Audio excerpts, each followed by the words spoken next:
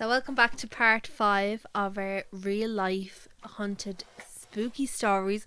I have to first and foremost remind everybody that these are real life stories, either first hand or second hand, so just keep that into account.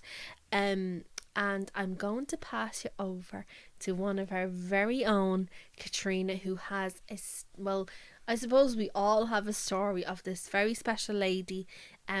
It's Katrina's mother. We're going to call her. We'll call her Mary. It's just she's incredibly open and she's an amazing stories about the paranormal and the stories. Oh my god, they could be turned into a movie. So without further ado, I'm going to pass it over to our very own Katrina, and she's going to scare the fucking shite out of you. Enjoy. So as Rose said, something dropped. So as Rose said, my mum is quite open. She's always been extremely open. Since she was younger, she would say since she was about 16, she's been told, even by priests and stuff like that, that she is so open to the paranormal. I think she had her first paranormal experience at about 15. But she would always tell me one story that stood out in particular, and I think this was her first paranormal encounter that was very solid.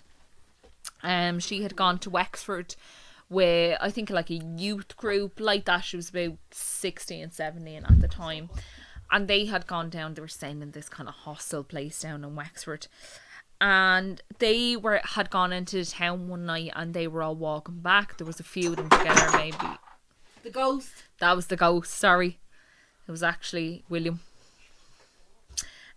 So basically they had been walking home from this place one night, and they looked ahead and they seen these children. And these children were standing in the middle of the road, and they were doing like a ring a ring rosy kind of dance thing. If anyone doesn't know that, it's like goes back to like the Victorian ages or something like that, where these kids kind of dance around in a circle and they sing Ring Ring Rosie, and it's all about, I think it's about them in tulip fields, and isn't it about tulip fields? Ring Ring Rosie. It's about World War One. When everyone was sick, you put posy. Yeah, you put a posy and they all fall down dead, this kind of thing. So we were doing all this kind of thing, and she got really weirded out, but she was like, no, it's okay, it's just little kids. And then she seen this man, this tall man in dark clothes, hiding in the bushes, and she just got this god awful feeling by this person, and she just said, no, we have to go home quickly. So they kind of scarpered off. They were all terrified. She was the only one that saw it at this stage, and they all scarpered off. And when they got to this hostel convent place, there was a big gate at the opening. And when they got to the gate, these kids that she had already seen, they were wearing Victorian clothing, stood at the gate, and they formed a line, and they were holding each other's hands, and they stood there blocking the entrance to the gate. And one other girl seen them at this time, and she was terrified. She was screaming. She said, no, I can't go in, I can't go in. And my mum just got this sense of calm over her, and she was like, no, it's okay, just walk through them. They're not going to stop you going in. They're not going to stop you. They're protecting you.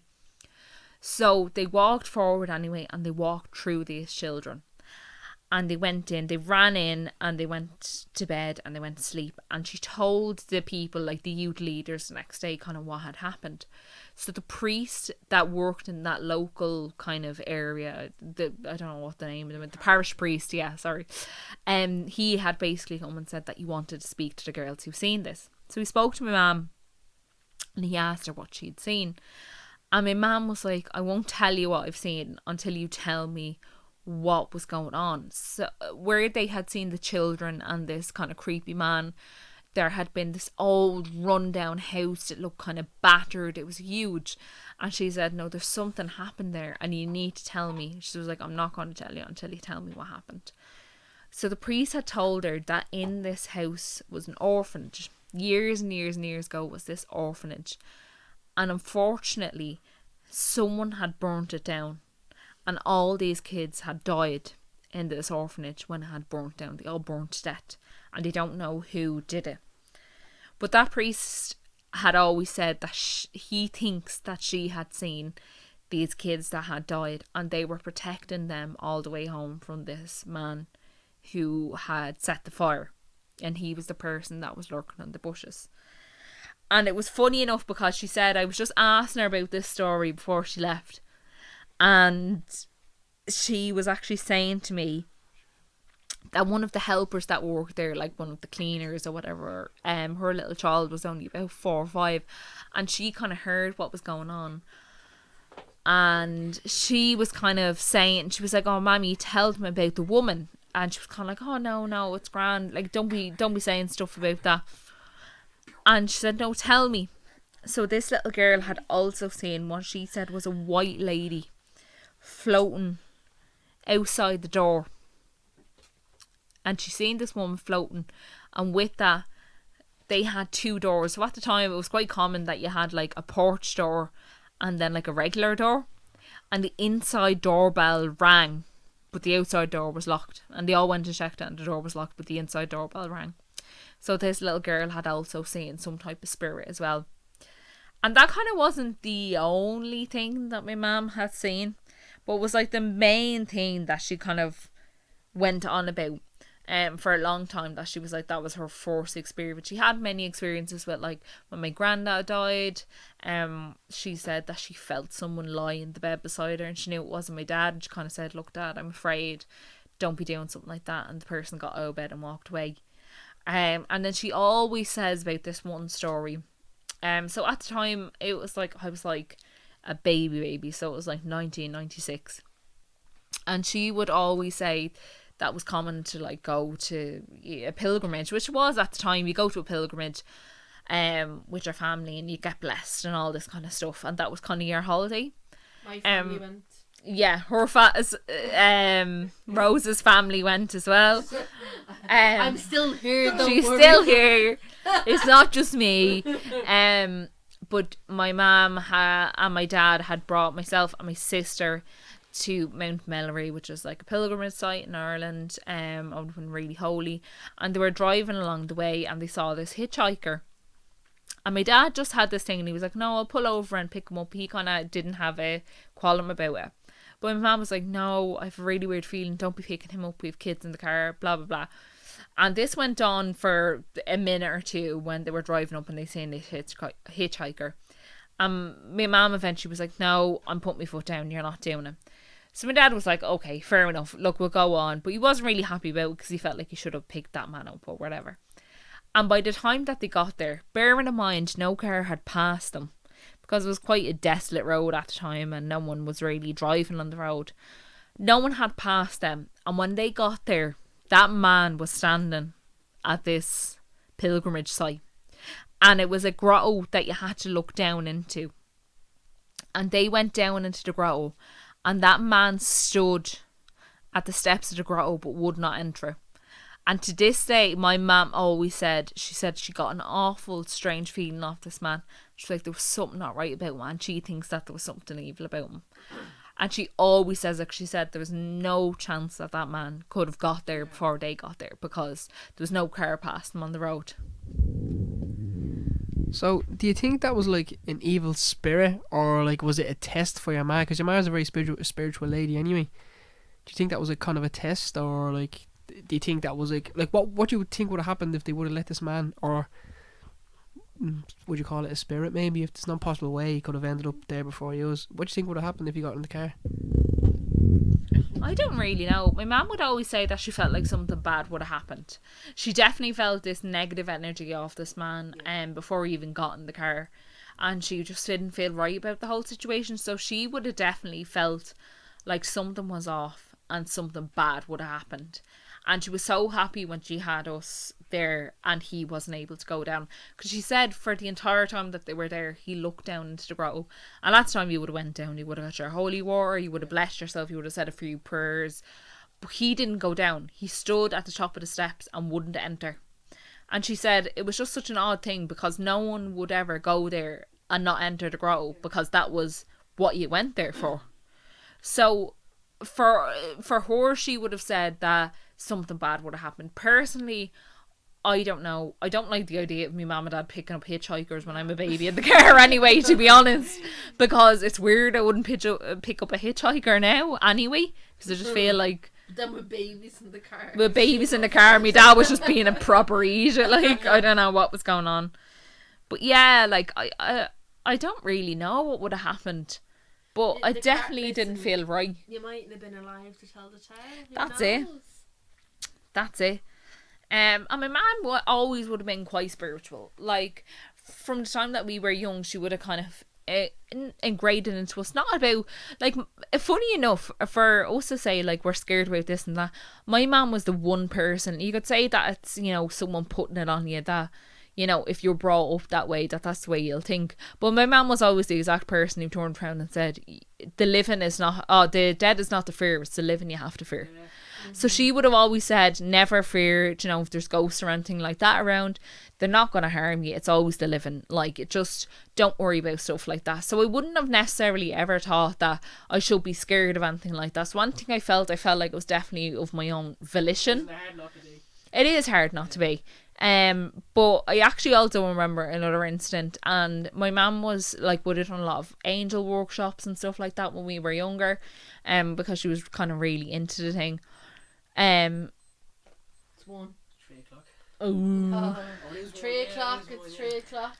The witching hour. Here we go. Are we able to go to 3 o'clock? No, fuck off you. I just want to go there. Yeah. No, I'm not waiting till 3.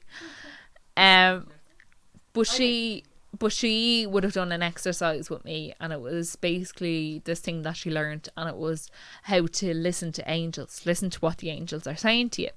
So you basically sit in the silent room. I can't remember. I think you play some type of music. You say a certain type of prayer, and you just wait for like a half an hour. You just wait. And I was a kid at the time, so like I'm sure that waiting would have been hard, but I didn't find it hard to do. And I kind of heard, she said, look, it might sound like you're in a crowded room. And I genuinely heard that same thing that you'll hear people say, where it's like, I heard that kind of thing. But I wasn't afraid. I wasn't scared of it. And then that was fine, and thought nothing of it. I was like, oh yeah, I kind of heard that. And she was like, oh, if you want to do it again, like, we'll see what happens next time. You might hear something more. And then the next day I was walking home from school, and we had walked the entire, like, if you see my road, it's like a horseshoe. So we seen everyone the entire way up on my road. There was no one there. Like, we seen all the houses. There was no one there. And out of nowhere, we heard someone shouting my name. Wait, who heard it? Both of us. Okay. It wasn't just me. Okay. It was both of us. We heard someone shouting my name. And we both looked around and were like, who said that? We walked up the road and we walked down the road. There was no one there. But someone shouted my name, and from that day to this, we both say, we're like, no, that was angels. Like, it definitely was. And I've always kind of heard people just shouting after me. Now I know that's also a psychological thing where you hear people calling you and stuff like that, but a shared one is strange when no one's around. Do you know? Mm-hmm. Can I just sorry, I know your mother is not like a quite a spiritual lady. My own mother, like, I'm not saying she's spiritual, but she would be very much she's best a MILF. She'd be very much a believer. She's quite a religious person again. It's just a fucking Catholic religion bet into us since we were younger. But anyway, my mum had my youngest brother quite later in life. He was completely unplanned, completely a surprise. I was 14 when he was born. Anyway, every time she went to get a scan, he was lying facing away. We didn't know whether he was a girl or a boy, and obviously, like, we wanted to start buying baby clothes, and so not saying that boys should be blue and girls should be pink, but we just, at the time, like 10 years ago, that's what we wanted to do. So my great aunt, who my mum would have been very, very close with, wasn't long dead, and we were away. So any Irish person, we were down in Cortown, which would be like a little yup, the Cortown. It was like a little seaside town, and they had like amusements for the kids and little cafes and the beach. It was lovely. Like, you'd go down and you'd stay there and you'd see all your friends and everything like that. But my mum, when we went down, was very, very heavily pregnant and still could not see whether she was having a boy or a girl, right? So we were away at the amusements, and my dad came down, which he normally never does, but my mum was about to pop at any second, so he came down. So we were doing the fishing game. So you threw the little line into like this little vat of water, and the bags were there, and you fished the bag in, and whatever it was fucking shy. Literally anything, you get like a fucking whistle and you'd be like, look at me whistle. Anyway, I'm fucking dragging this on.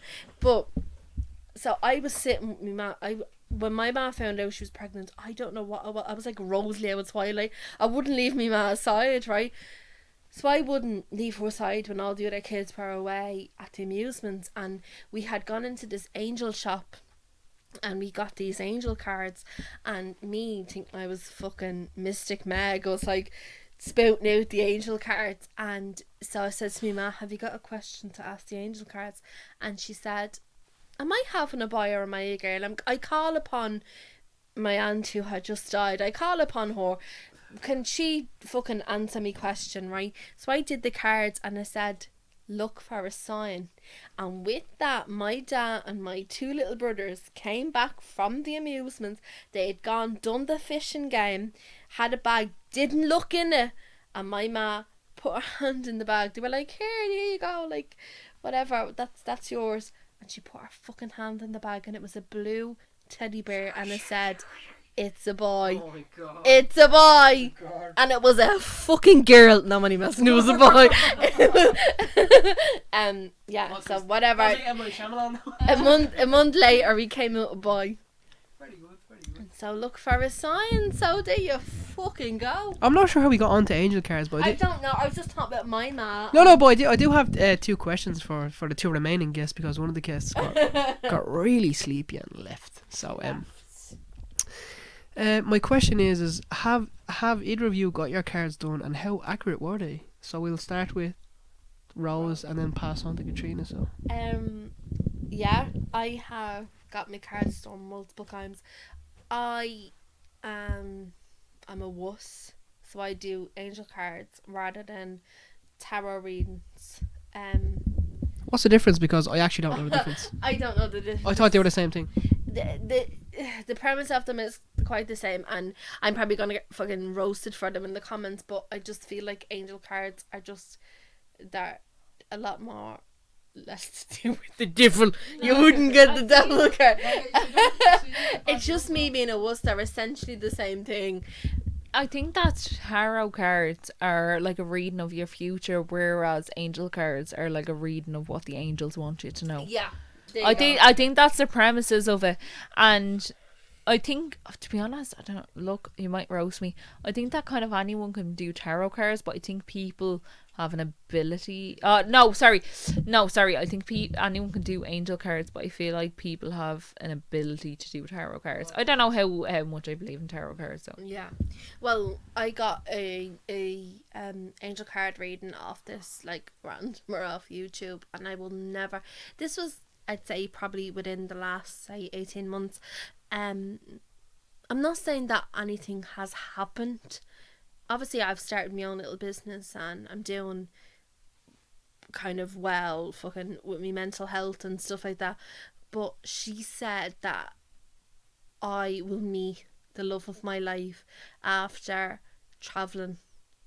So she said, I can see water, I can see either you're going to travel or he's going to travel. So I would always say that I don't think I'm going to end up with someone from Ireland.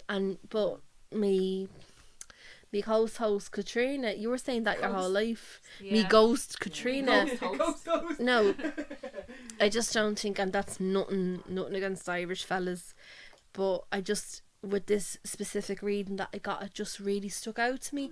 And some of the stuff, like she said, I'm going to start my own business, which I can't stick. I've fucking worked for 7 years in retail and had bosses and stuff like that, and I can't stick it. I'm my own boss. I can sack myself if I want, you know.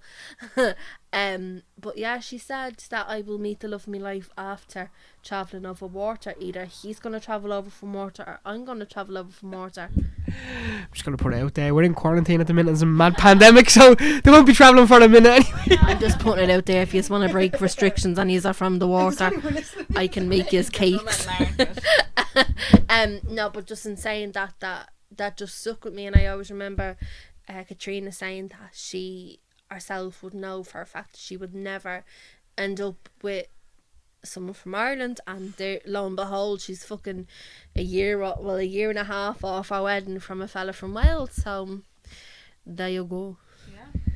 So excuse me. So So Katrina, Yeah. have you had your cards done, and how accurate were they? Well, I suppose I'm a good one to ask, because I've had my cards done multiple times. I haven't had tarot. I've had a lot of angel cards done because my mum actually does angel cards. I've had my cards read by someone else, a gypsy woman, and then I've also been to like 3 mediums. Oh, you did not know that? Yeah, I've been to one medium that was proper legit, and then I went to another medium twice. That was just for shits and giggles, like. Sorry, we're just Yeah, you are whispering in the me background. and William are having a private conversation. Hold on, I go back. No, you're right. You keep talking. So the cards I got read was definitely very accurate for the time. When I got them, I haven't got them done in a really long time.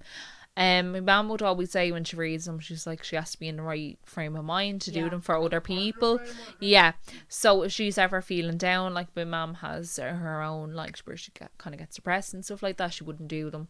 I've done them for myself, and they've been quite accurate. But in terms of mediums and stuff like that, like I said, I went to one twice for like shits and giggles. She was kind of semi-accurate, but then some of it I think was just pure Sometimes they're like, oh, reaching. I can see a man in your Yeah. future, and someone's having a baby. Everyone has a Yeah. fucking baby. That just for information wise, that's called cold reading, where you throw out random shit like, oh, let's say you're being a medium and you stand in front of the room, you go, oh, someone died in the room, obviously someone's going to be dying. Like, it's like generic shit that you grab. Pregnant. Yeah. Obviously someone's fucking pregnant. That's what like she's trying Yeah. to So I went to her, but I actually just liked her as a person, so I didn't mind going to her.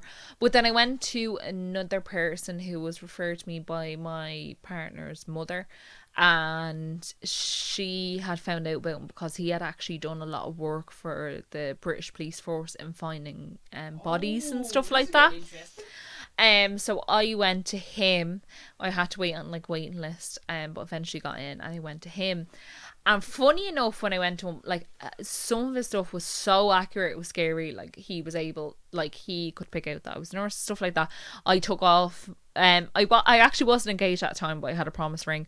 Took that off. Didn't tell him anything. Blocked everything off Facebook, all the whole shebang, because I was like, no, I'm not going to believe this if I think that he knows anything about me. And some of it was really accurate. Like he was saying that I was a nurse and that he wouldn't believe where he got to in like a year later, and it is over a year later. I can't believe where I've gotten to. Said about my partner, but funny enough, he actually said to me, which I didn't tell people for a long time, that he was like, you're not in love with your partner. And I was really like, I was like, but I am. And I knew at the time it wasn't a thing that I was like, no, I 100% know I'm in love with my partner. But funny enough, when my partner's mom had gone and done her reading, and his sister's reading had actually picked up on things from his mom in the car. So she was saying stuff. My partner's mum had a kind of a hard life and had gone through a lot of stuff, and he was bringing up all this stuff to his sister, and she was like, no, that's not my life, like that had never happened to me. But he had actually picked up on spirit saying things about her mum who was sitting in the car, but the things were just getting crossed because obviously these spirits were just trying so hard to get the point across that they weren't able to differentiate between getting in on his sister's, reading on his. But he said a lot of stuff. He said stuff about the amount of kids I'm gonna have, my career, all that kind of stuff.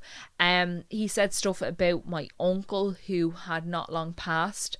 There was a thing actually when he was saying stuff about my partner, and I was obviously getting upset. He came in.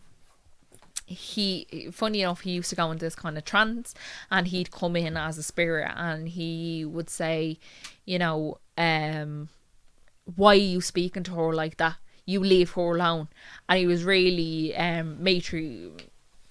what's that word, matriarchal? I don't know. Like he was being a matriarch kind of thing, and he was like, there's a matriarch coming in, and he was like, she is not letting me speak about you in any way. She's telling me to leave you alone, you know, all this kind of stuff.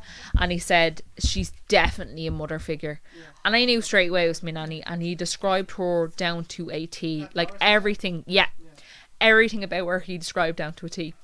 And then he went to speak about a person, and he was like, he was saying something about I was fibbing about something. He also said I was a secret eater, low key. Yes, that is true. And he basically described my uncle down to a T. And then he kind of went on, and he started speaking about my, I suppose, a close and personal friend, associate, relation. I don't kind of want to give too much away, but it was someone that was very close to me, who had a miscarriage. And he went on to speak about this child that was cocooned by light. And he said something that was really poignant to me, that he was like, this child never got to live, but this child knew that they weren't going to live, but they chose this person anyway.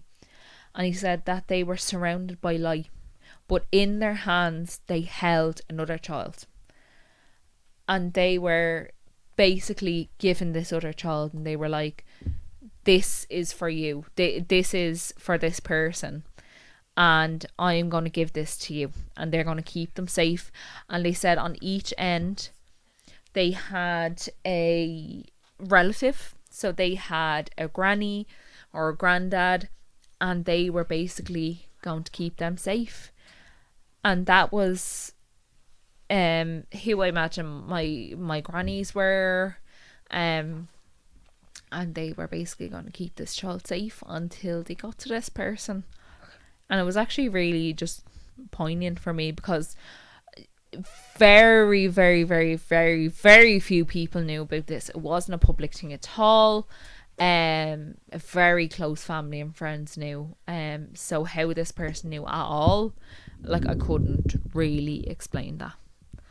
And funny enough, on that subject, just because I suppose I went to a person that was abroad, and it was part of my partner's family who kind of got me involved with this person. Funny enough, my partner's family is also kind of a bit spooky, and his mom would say that she has seen spirits in the house, and they have a glass door, and they have seen people walk by this glass door, and she'd be calling out saying like which one of her sons it is, and none of them are in the house, this kind of thing. And she'd also said that when her granny passed, and she was very, very close to this woman, that they had come to her, and she was in a really, really dark stage, and she said that she would have had a long chat with this person, and this person has arrived back to her anytime that she has gone through a hard stage, and they've come back and had a chat, and she's found comfort in that. And I suppose with that, you know, anything that she would have said, I would have actually taken on board, because once again, she's not a lawyer or anything like that. So because she trusted this person, I trusted him. And in fairness, he said a lot of stuff that was really, really like no one could explain how he knew it. He said some stuff that was, you know, look, anybody could have known. But even certain stuff, like, I have an awful fear about my dad dying for some reason. I think it's because his dad died very young. and he spoke about that, and he was like, why do you fear so much about your dad dying? And he was like, he's gonna live, like, don't be worried about that kind of stuff. So just, you know, it's weird, I suppose, like that. If you didn't believe, you mightn't believe in this type of stuff, but I suppose I have some type of belief, so that's why I take it on board.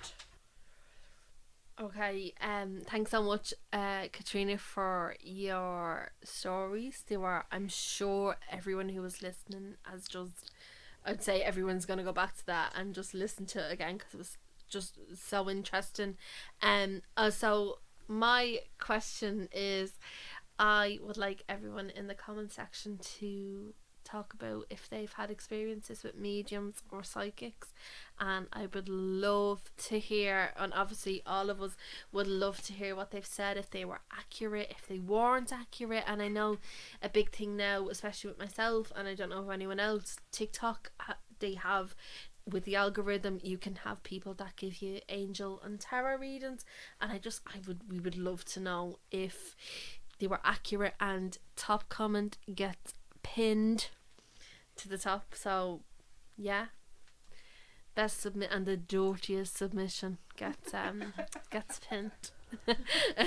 So thanks so much, and thank you so much for listening again. Please stay safe. I know you're probably listening this during level 5 lockdown in Ireland, and just be careful, wash your hands, social distance, and don't fucking invite any spirits into your house. And wear a fucking mask. Wear a mask. And Black Lives Matter.